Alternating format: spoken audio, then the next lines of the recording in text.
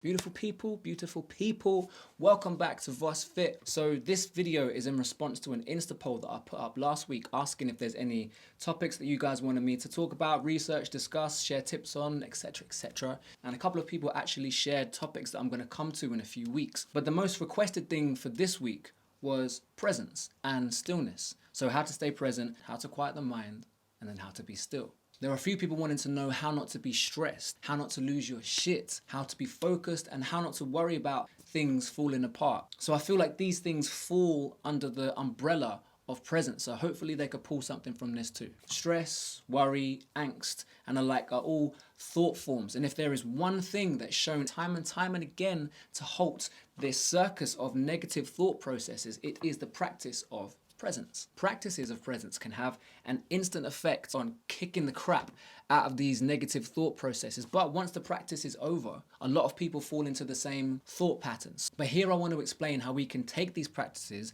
and make their effects last so much longer. I just want to share things from my understanding that have helped me in my journey. And I'd like them to be real world tips rather than sat humming on top of a Tibetan mountain somewhere. Because as beautiful as that may be, that's not really much help to us down here. So firstly, why do people want to be present? What is the thing that they feel like they get out of being present? By being present, you have a higher level of satisfaction. You allow yourself to have a better experience and stop the incessant thought processes that seem to dull our everyday experience. And I know I keep banging on about time, right?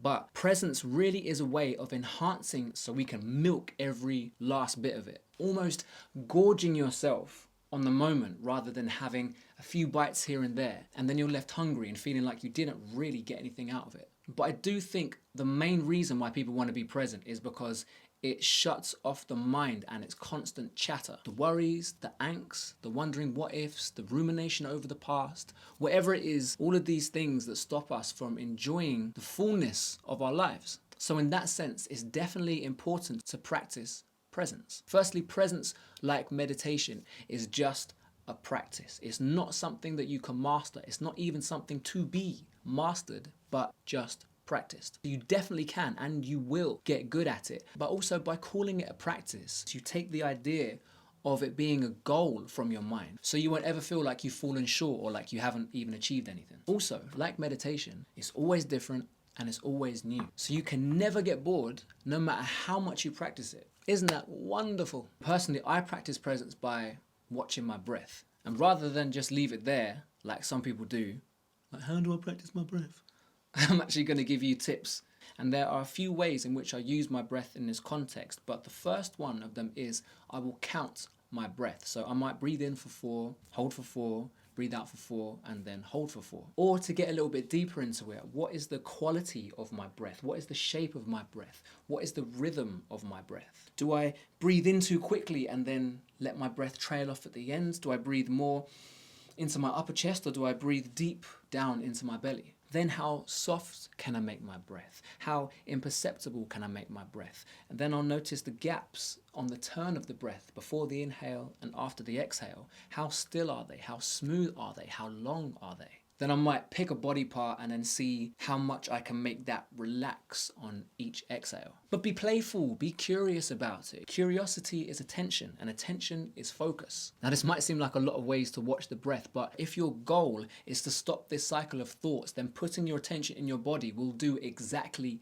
that. As long as your attention is in your body, it is not on your mind. And then to go deeper into the sense of the body, I like to ask myself, what does it feel like to breathe? What does it actually feel like to breathe? If I had to explain it or write it down to an alien that couldn't even breathe, how would I explain the feeling of what it feels like to breathe? And this isn't just with breathing. I do this with blinking, chewing, yawning, scratching, any movement. If you really want to be present, try to feel what it would be like to explain the fullness of that movement. These things might seem strange, but even 5 minutes of shifting your attention and breaking the pattern can get you so much freedom and control back. The more you break the pattern, the weaker the pattern becomes. And the weaker it becomes, eventually it won't have a hold on you just to drop those little anxiety anxiety bombs or those little worry nuggets, or just to distract you in general. Another way to stay present is to remember that everything is temporary. Now, this beautifully simple technique could enhance your present experience, because you know that whatever you're experiencing at this moment, you're never going to experience it again. Now, this is great on both sides, because it means if you're not going to experience it again, if it's a good experience, you want to cherish it more. You really want to sit in it and live it more. But if it's a bad experience, you know that it's not going to last. So it's a win-win. And you can spread this technique across anything. Go deeper. Truly experience every touch, every turn, every footstep. Your levels of presence literally go through the roof. Another technique is searching for stillness. So no matter where I am, no matter how busy the environment I'm in is, there is always something that is still. Could be the wind, could be a bird stopping before its next destination, could be a leaf on the ground, could be that split second where you catch somebody's eye. In it, there is stillness. And you recognizing that there is stillness in something else means that there is a stillness in you.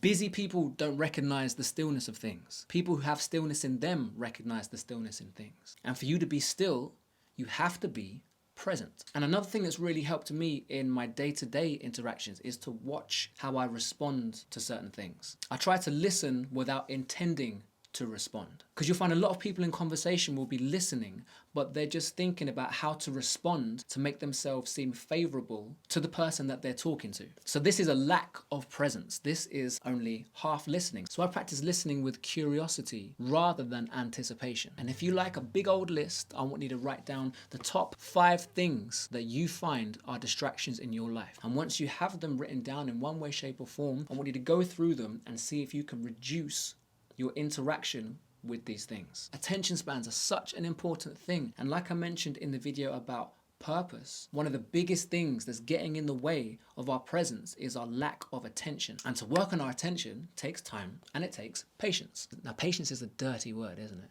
It's almost like a swear word in such an instant world. Patience, patience. But it's one we have to become comfortable with, because if we don't, we're going to spend our whole lives only living a fraction of our lives because we're not actually fully present. And one of the joys in life, and perhaps the only real meaning of life, is to experience existence. Then only half doing that because you're distracted is just missing the point entirely. Spend more time in an analog world rather than a digital one. And if you find it difficult, then good. You've located a point on which you need to work on. So use a bit of willpower. Stay with a book 5 minutes longer than the little distraction in your mind tells you to. And then the next day do 10 minutes. And then the next day do 15 minutes. The more you strengthen these practices, the more you weaken these patterns of thought. Being present allows space for new ideas, for new thoughts, for appreciation, for depth, for compassion and understanding. But if you want to access it and be affluent in the art of presence, you have to practice it. But it doesn't have to take up too much of your day. Like I said, even 5 minutes is enough to break the patterns. You can literally watch your breath almost anywhere. And ultimately, you don't want to spend your final moments angry that you didn't live as fully as you wish you could have done. That is personally one thing that I definitely don't want to feel. My fear of wishing that I had lived more is the impetus that drives my practices. So there's a few tips there that have enabled me to find presence, and I hope you found at least one or some of them helpful. And if you have any other tips, please feel free to chuck them in the comments down below. Thank you guys.